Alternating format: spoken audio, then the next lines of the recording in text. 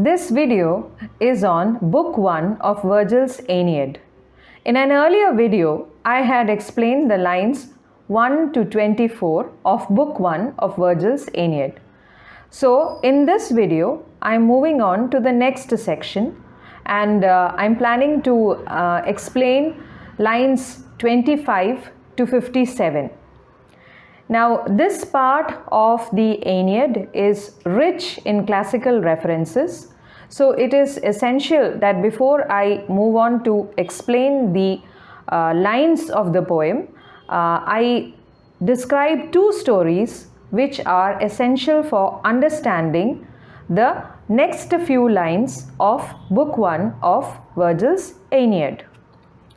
So, the first story that I will be talking about will explain the reason behind Juno's aggressive and angry attitude towards Trojans and Aeneas in particular. Why does Juno hate the Trojans so much? Why does she keep on creating troubles for this brave, majestic, just hero Aeneas? One of the reasons why she does this is because although she was born in Argos in Greece, Carthage in North Africa was her favorite city, which I have explained in my earlier video. And there was a prophecy among the gods that Carthage would in future be destroyed by the Trojans or the Roman Empire, the founders of the Roman Empire, that is the Trojans, who had fled from Troy after the defeat of Troy in the Trojan War. So, Juno was very worried that her favorite city of Carthage, which was a glorious, magnificent city of the ancient world, would be destroyed by the Trojans, by Aeneas in particular. And that is why she kept on creating obstacles to prevent Aeneas from reaching his destined destination of Rome. Another reason why Juno was very angry with Trojans was because of the judgment of Paris. The judgment of Paris is a very popular story, and it is a story that almost everyone knows, but then I should be giving you at least a brief account of that story, and that will enable you to understand the lines that I am going to explain. Paris was the son of King Priam and Queen Hecuba of Troy. Priam and Hecuba had many children. Hector was the eldest and he was the most just of them all. Then there was Paris and then Cassandra. Now, when Hecuba was pregnant with Paris, she dreamt that she would give birth to a firebrand. And this particular instance made her think that Paris could be responsible for the destruction of Troy.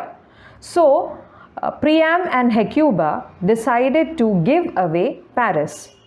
And they gave the little baby to one of their soldiers and asked him to dispose of the baby, because there was a prophecy that Paris would be responsible for the downfall of Troy.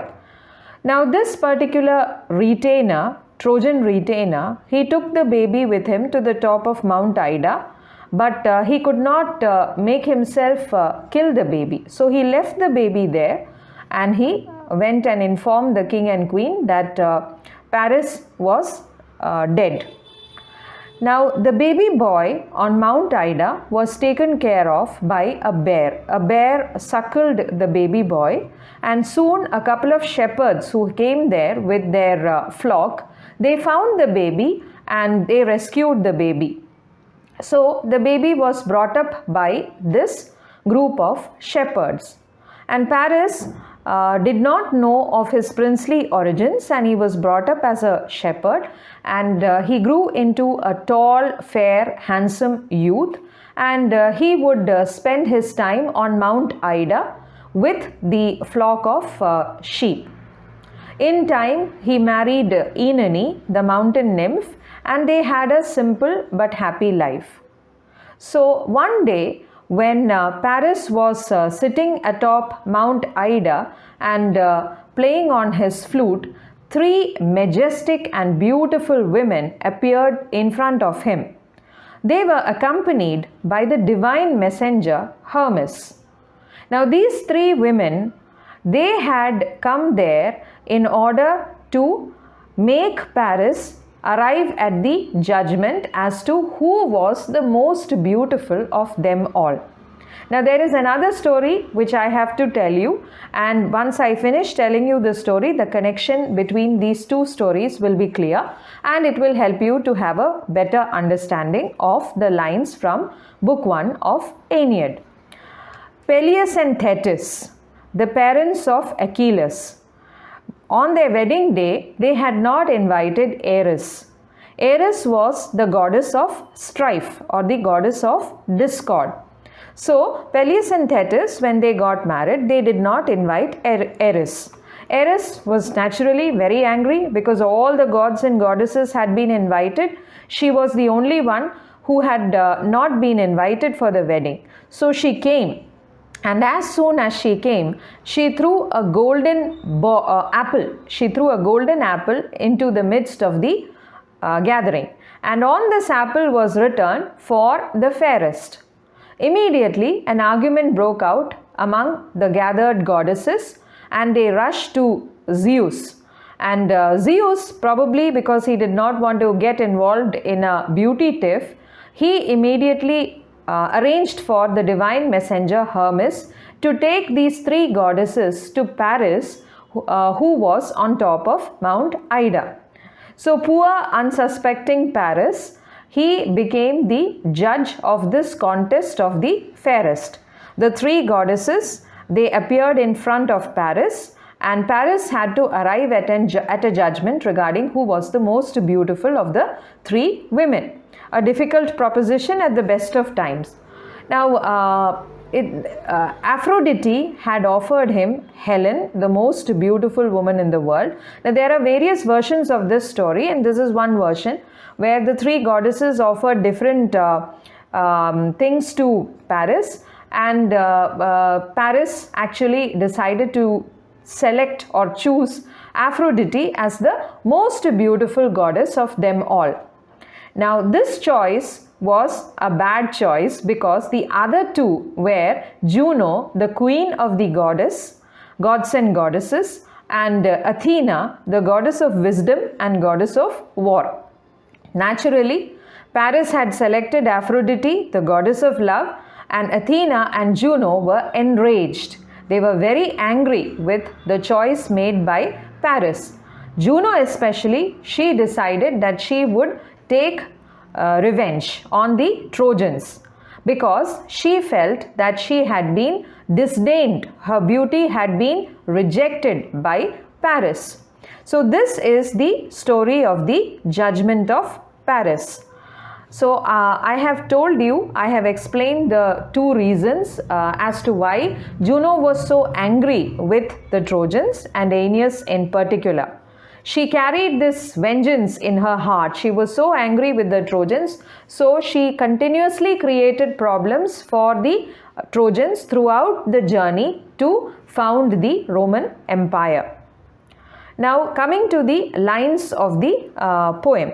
Line number 25. I will be reading a couple of lines and then I will give an explanation. Here stood her chariot. Here, if heaven were kind, the seat of awful empire she designed. This is line number 25 and 26 of the poem. Here stood her chariot. This is the place. That means Virgil has taken us to Carthage. The Trojan fleet is arriving at Carthage, and Virgil tells us that Carthage is the place where the chariot of Juno stood. And here she planned, she was very, very ambitious about Carthage. She had grand designs and plans for Carthage. Yet she had heard an ancient rumor fly, long cited by the people of the sky, that times to come should see the Trojan race, her Carthage ruin and her towers deface. Juno had heard many rumors. Juno had heard many prophecies in the world of the gods and goddesses. Many prophecies were afloat that the Trojans in future would destroy her favorite city of Carthage. They would be responsible for devastating the city of Carthage. So she was very fearful. She was very worried about the damage that could be done by Aeneas and his Trojan fleet to her favorite city of Carthage. Nor thus confined the yoke of sovereign sway should on the necks of all the nations lay. Juno had very ambitious plans. She wanted Carthage to be the first among all the nations of the ancient world. But fate is something that is beyond our control. Fate had other plans in mind, and the wheels of fate go on rolling on mercilessly, relentlessly. So Juno was very afraid that all her plans, all her grand dreams and desires and designs with regard to Carthage would come undone because of the arrival of the Trojan fleet. Despite creating so many problems, so many difficulties and obstacles for the Trojan fleet led by Aeneas, she finds that Aeneas and his men have finally arrived very close to Rome. They are at Carthage. So that is why she is very worried. She is anguished. She pondered this and feared it was in fate, nor could forget the war she waged of late for conquering Greece against the Trojan state. She remembers what she had done to ensure that the Trojans would be defeated by the Greeks in the great battle of Troy. She had ensured that the Trojans would be defeated, and she had felt some peace of mind that now the problem of Troy would be solved. But now what is happening? The Trojans, led by Aeneas, they have managed to complete the journey till Carthage. Despite all the problems, despite all the troubles, they have arrived at Carthage. So she was pondering over this, she was thinking over this, and she was very afraid of the future of Carthage. Other than that, there were other causes, other problems that were haunting her, that were going on in her mind. Besides long causes working in her mind, and secret seeds of envy lay behind. Then, along with the fear that Carthage would be destroyed, there was also the fear, there was also jealousy in her mind. She was very jealous because now she remembers what the Trojan prince Paris had done. Paris had judged against her in the beauty contest, in the contest to decide who was the fairest of the goddess, and that makes her jealous. He had judged Aphrodite as the most beautiful goddess, and that jealousy continues to be there in Juno's heart, and once in a while it keeps coming up. So she is reminded of that also. Deep graven in her heart the doom remained of partial Paris and her form disdain. Deep in her heart she carried the humiliation, the pain, the insult that she had been subjected to by Paris when Paris had rejected her beauty, when Paris had insulted her, when Paris had chosen Aphrodite above her.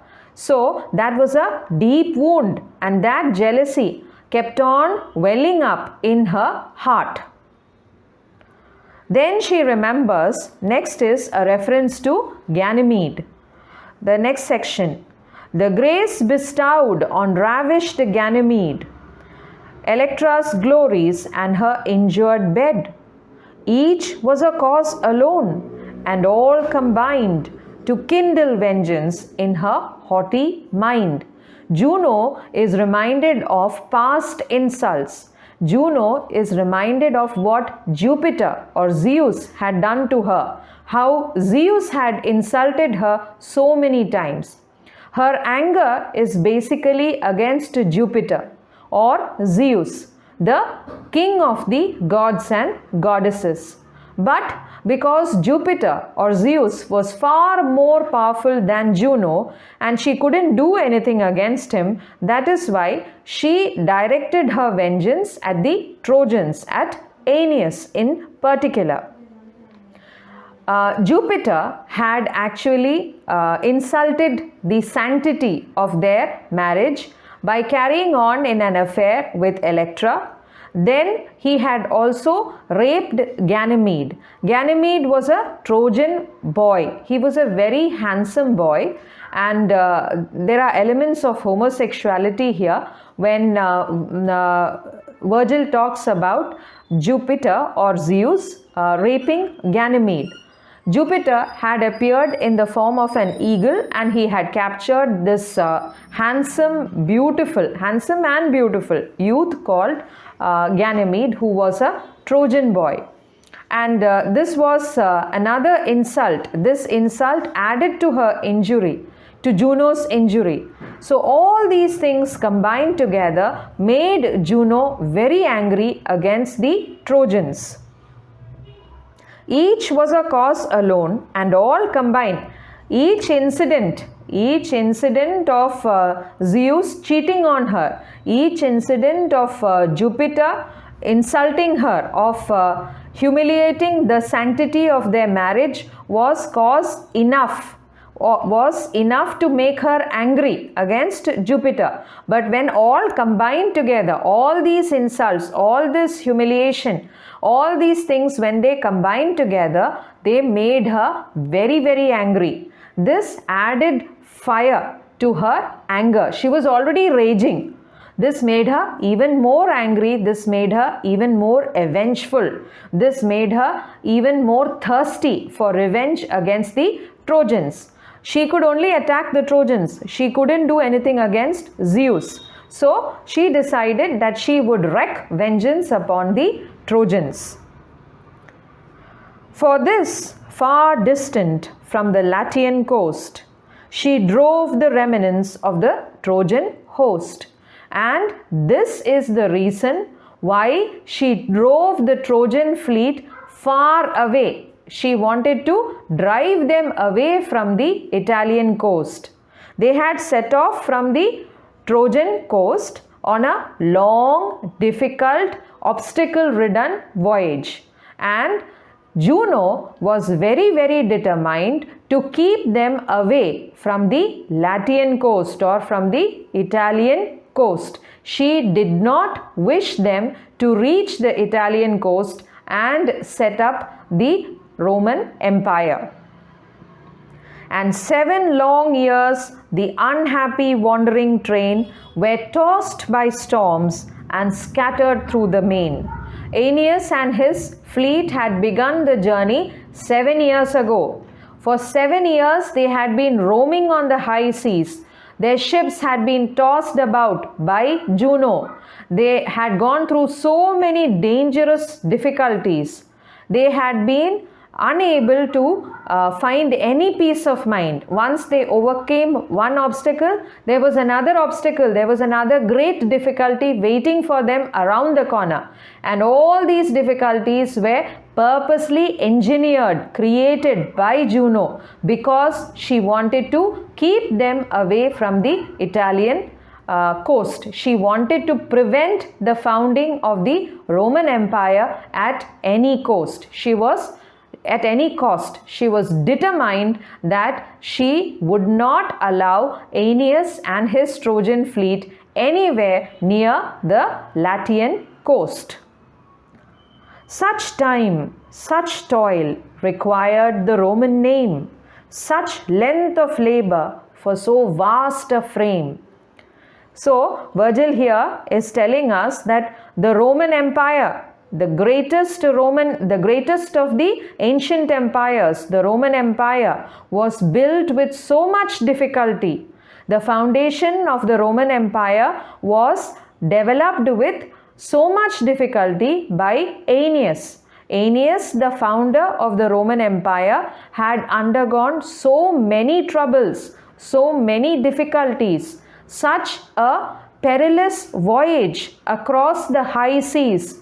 Only after encountering all these problems, only after encountering all these difficulties, had he been able to create or set the foundation of the Roman Empire.